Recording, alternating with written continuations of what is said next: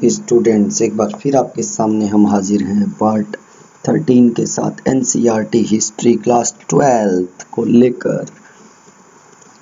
मार्शलपुरा स्थल के स्तर विन्यास मतलब उनको बनाए जाने का जो तरीका था उसको पूरी तरह अनदेखा कर पूरे टीले के समान परिमाण वाले नियमित क्षैतिज इकाइयों के साथ साथ उत्खनन का प्रयास करते थे। इसका अर्थ यह हुआ कि अलग अलग स्तरों से संबंध होने पर भी एक इकाई विशेष से प्राप्त सभी पुरावस्तुओं को सामूहिक रूप से वर्गीकृत कर दिया गया, समूह में बांट कर उनको अलग अलग कर दिया गया। ठीक है। परिणाम स्वरूप इन खोजों के संदर्भ के विषय में बहुमूल्य जानकारी हमेशा के लिए लुप्त हो जाती थी। अब हड़प्पा में व्हीलर साहब बाद में पढ़ेंगे, हम पहले एक नई तकनीकी तथा प्रश्न पढ़ लेते हैं। नई तकनीकें तथा प्रश्न। 1944 में भारतीय पुरातत्व सर्वेक्षण के डायरेक्टर जनरल बने REM व्हीलर ने इस समस्या का निदान किया। व्हीलर ने पहचाना कि एक समान क्षैतिज क्या होती हैं? हॉरिजॉन्टल, ऐसे, ठीक है, ये होती हैं ऊर्ध्वाधर, वर्टिकल। एक समान क्षैतिज इकाइयों के आधार पर खुदाई की बजाय टीले के स्तर विन्यास का अनुसरण करना अत्यधिक आवश्यक था। साथ ही सेना के पूर्व ब्रिगेडियर के रूप में उन्होंने पुरातत्व की पद्धति में एक सैनिक परिशुद्धता, यानी कि वो सेना से थे तो उन्होंने अपनी सैनिक दिमाग का यूज किया। जनरल REM व्हीलर साहब ने। तो हड़प्पा सभ्यता की भौगोलिक सीमाओं की आज की राष्ट्रीय सीमाओं से बहुत थोड़ा सा संबंध नहीं है, लेकिन उपमहाद्वीप के विभाजन तथा पाकिस्तान के बनने के पश्चात सभ्यता के प्रमुख स्थल अब पाकिस्तान के क्षेत्र में हैं। इसी कारण भारतीय पुरातत्वविदों ने भारत में पुरा स्थलों का चिन्हित करने का प्रयास किया।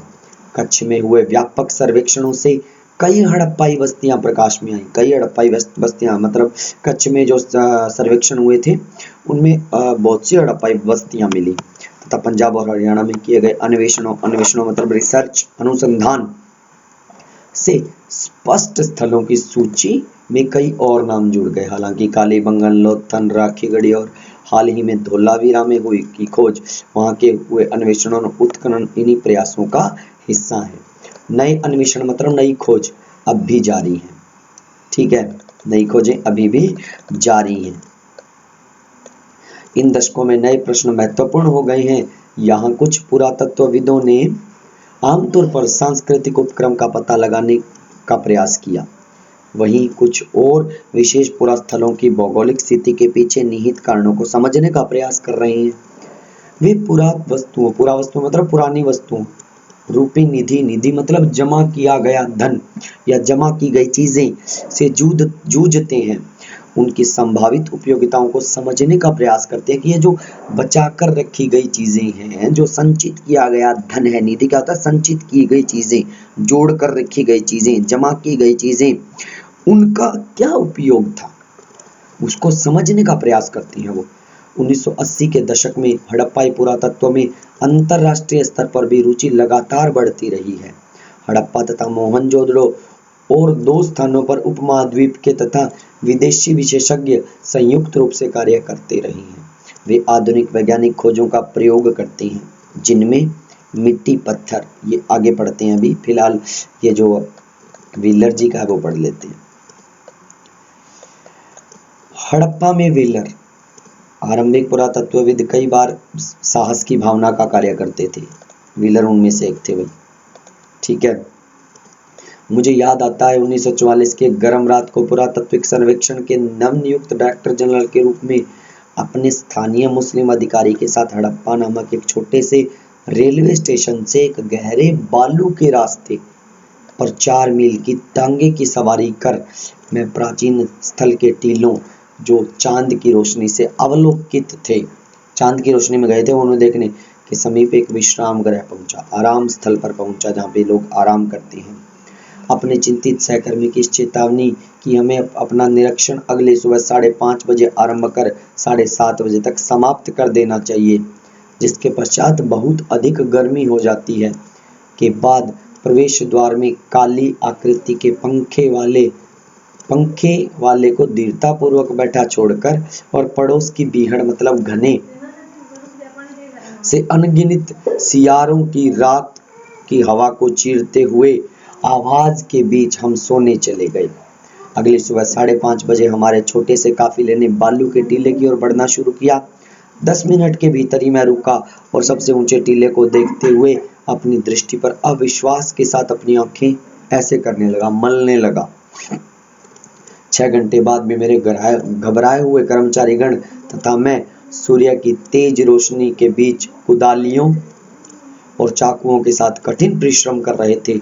मुझे डर है कि मेरे सहयोगी काम के मेरे जुनून के कारण मुझे सनकी न समझ लें। ये बात कही थी R.M. व्हीलर ने my archaeological mission to India and Pakistan book में 1976 में कही ये बात उन्होंने। ठीक है स्टूडेंट्स, अब धातु की वस्तुएं, प्राचीन वनस्पति और जानवरों के अवशेष प्राप्त करने हेतु सतह का खनन मतलब ऊपरी जो सतह थी उसको टटोला गया।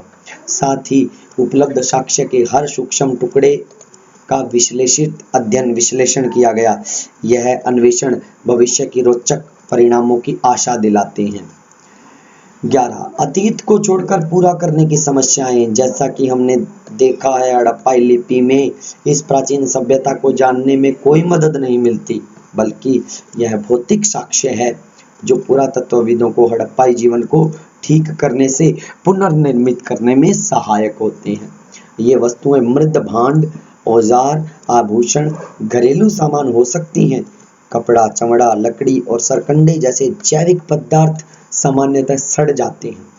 विशेष रूप से उष्णकटिबंधीय क्षेत्रों में जो वस्तुएं बच जाती हैं वे पत्थर, पकी हुई मिट्टी और धातु होती हैं। यह भी याद रखना आवश्यक है कि केवल टूटी हुई अथवा अनुपयोगी वस्तुएं ही फेंकी जाती थी, अन्य वस्तुएं संभवतः पुनः चक्रित की जाती थी।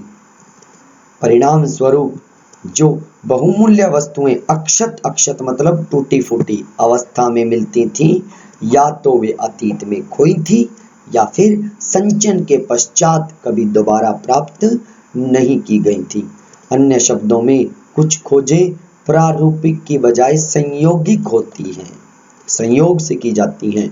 खोजों का वर्गीकरण पुरावस्तुओं की पुनः प्राप्ति पुरातात्विक उद्यम का आरंभ मात्र है, मतलब शुरुआत थी बस।